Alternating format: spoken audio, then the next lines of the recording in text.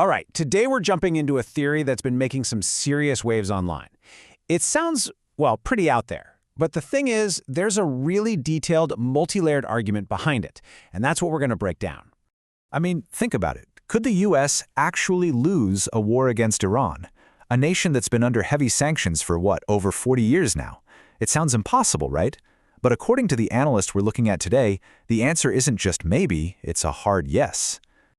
Okay, so super important disclaimer here. These are not our claims. We're simply diving into the arguments made in a viral video from Zeem TV. They focus on the predictions of this one professor, a specialist in game theory.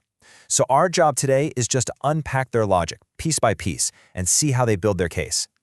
So, the guy at the very center of all this is someone the source calls Professor Stein. And what he's predicting, it's not just about who wins on the battlefield. No, he's talking about something much bigger, a complete upending of the global order as we know it. And when I say the stakes are high, I mean they couldn't be higher.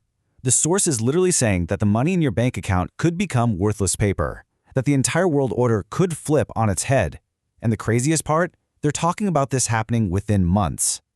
Okay, so you're probably thinking, why should I even listen to this guy? Well, here's how the source video tries to build his credibility. They claim he has a track record. They allege that his first two big predictions actually came true. And if that's the case, it adds this really chilling weight to his third and by far most terrifying prediction. All right, so the first big piece of this argument is that America is playing the wrong game entirely. The source claims that Iran has been prepping for this exact conflict for something like 20 years, and their strategy is designed to completely avoid a head-to-head military fight. See, according to this theory, Iran's goal isn't to sink U.S. aircraft carriers or shoot down jets. It's way more subtle than that. Their real objective? To take down the American empire by hitting it where it really hurts, its economic foundations. And how are they supposedly doing this? Well, instead of a direct confrontation, they're using proxies. Groups like the Houthis, Hezbollah, Hamas, to go after the economic lifelines of America's crucial allies in the Gulf.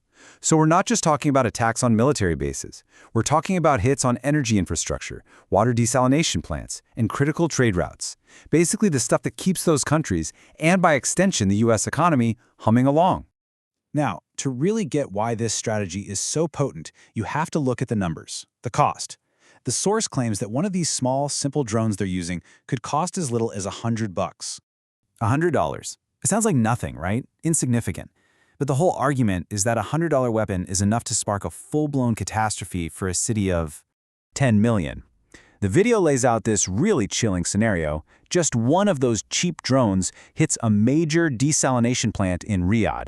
According to them, that one strike could cut off the water supply for the entire city in just 2 weeks. And that right there, that's the textbook definition of asymmetric warfare. Maximum damage for minimum cost. Okay, so all this economic warfare, it's all leading somewhere. It's designed to attack what the source calls America's Achilles heel, the petrodollar system. So how does this work? Let's break down how the source explains it.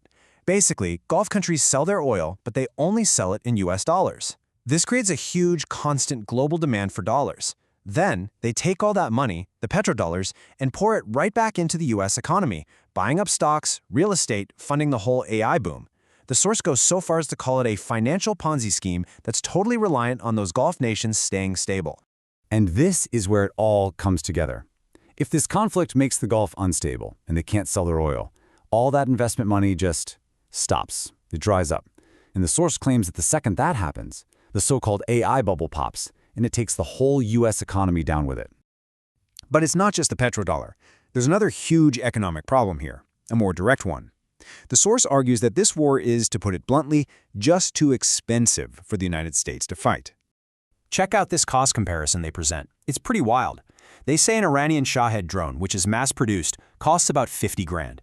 But the U.S. interceptor missile needed to shoot one down, that costs around $2 million. So the argument is simple. How can you win a war when you're fighting with a 40-to-1 cost disadvantage? It's just not sustainable. And this crazy cost difference, they argue, is leading to a strategic disaster. The claim is that the U.S. is burning through its stockpile of these expensive missiles so fast that it's already having to dip into reserves, the very same reserves that are meant for a potential conflict in Asia. This basically leaves the U.S. incredibly vulnerable somewhere else. So all of this leads to the big question, right? If this war is a financial and strategic trap, why on earth would the U.S. even get involved? Well, the source offers up three very different reasons, and let's just say they get more and more conspiratorial as we go. Okay, reason number one, pure overconfidence. They compare it to some of the biggest military blunders in history. Reason two is about personal gain, allegations of financial and political benefits for President Trump tied to backers in Saudi Arabia and Israel. And then there's reason number three, which is the most far-out claim of all, the idea that this whole war is just a necessary step in some kind of pre-written end times agenda. And what is this end times agenda? Well, according to the source, it's a belief held by secret societies. They name the Illuminati, Jesuits, Freemasons, who supposedly pull the strings on the world stage. The allegation is that these groups believe a massive war in the Middle East has to happen to fulfill some ancient prophecy, to bring about their version of heaven on earth, and they're pushing for it no matter what the cost is for the rest of us. So, let's say this whole theory plays out. What happens next? What does the world even look like after all this? The picture the source paints is one of a massive, permanent change in who holds the power. And this really gets to the heart of their entire argument, the idea that winning doesn't even matter. The source claims that just by fighting this war, America is giving itself a fatal, self-inflicted wound. Even if the U.S. military achieves every single one of its objectives, it would have wrecked the very economic system that makes it a superpower in the first place. So any victory is actually a catastrophic loss. So the predicted endgame is pretty bleak. The petrodollar system completely collapses. U.S. influence around the globe is, as they say, buried. And what rises from the ashes is a multipolar world, one where America is no longer the one and only top dog. And that leaves us with one last big-picture question to chew on. You know, whether you buy into this specific theory or not, it does make you think about a major shift in how wars are fought. Are we past the age of giant armies clashing on a battlefield? Is the future of global conflict just a slow, painful war of economic attrition? A war where the winner isn't decided by bombs, but by who has the better budget?